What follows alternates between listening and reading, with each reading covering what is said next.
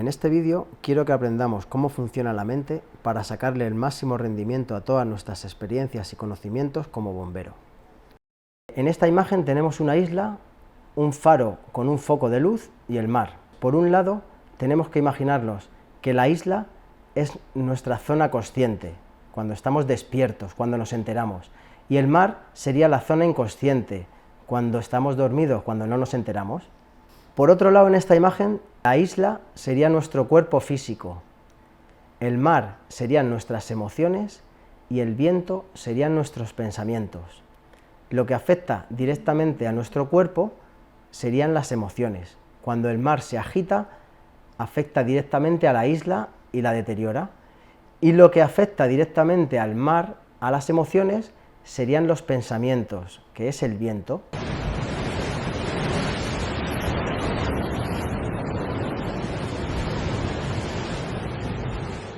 En esta ficha vemos un círculo grande que sería la isla, sería nuestra parte consciente, cuando nos enteramos.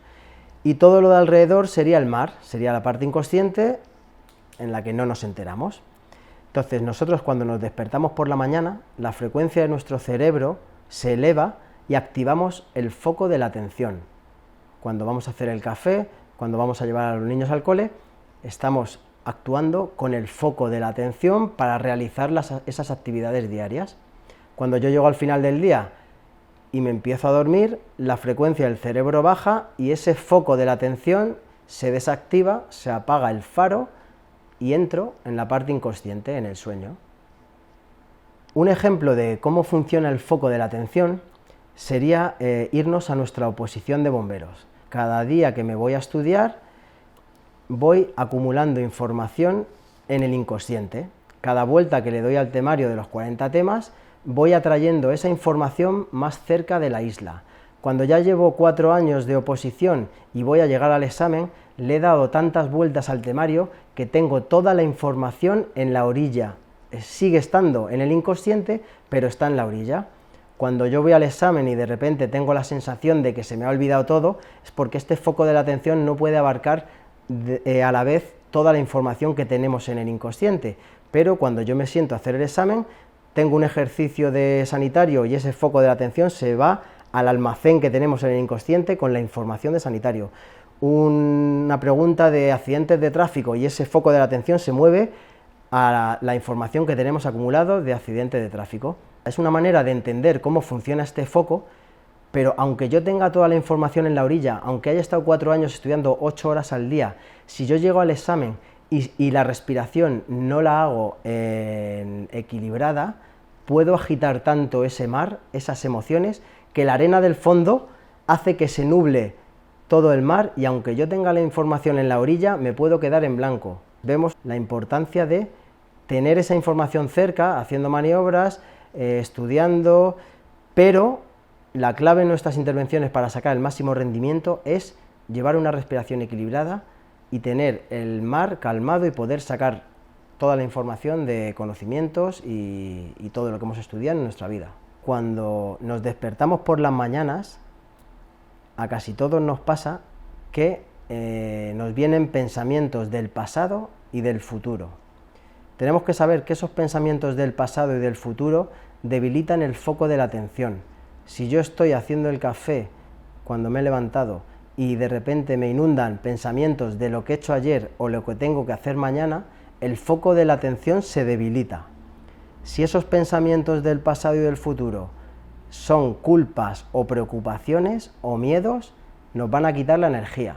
Se nos va la energía en el día a día. Y muchos de nosotros pasamos el día entero sin estar presentes en las actividades que hacemos. Estamos mentalmente en las preocupaciones del pasado y del futuro.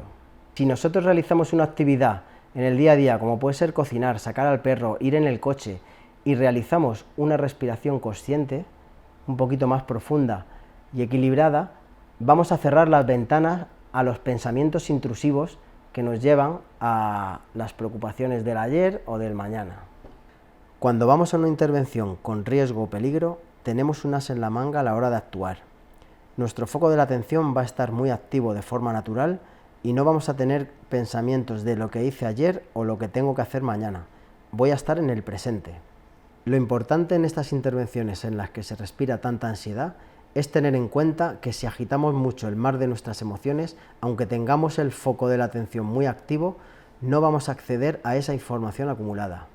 Si actuamos medianamente calmados, nos mantenemos en buena forma física, sabemos las funciones que tenemos que acometer y tenemos una respiración equilibrada, generamos una protección psíquica en estas intervenciones. Es imposible no alterarse en algunas intervenciones, pero sí podemos volver a nuestro centro, a nuestro equilibrio antes. Si generamos un hábito de respiración consciente en todo tipo de intervenciones, aunque sean sencillas, cuando llegue la que nos desborda a todos, vamos a recuperar nuestras capacidades antes. La teoría del foco de la consciencia la escribo hace 8 años mientras estudiaba la obra de Carl Gustav Jung. Explico de manera sencilla parte de la obra de este psicoanalista suizo que marcó un antes y un después en los temas del inconsciente. Esta teoría tiene 2 partes. Una sería la teoría del foco de la atención, que es la que hemos visto, y la otra sería la teoría del foco de la consciencia, que sería más profunda. Aparte de lo que hemos visto, Jung le suma un círculo central que lo llamó el sí mismo, que sería una guía interna. A esta guía interna se puede llegar con un accionamiento adecuado de nuestro foco de la consciencia y coherencia en nuestra vida. También suma un círculo rojo que lo llama el ego.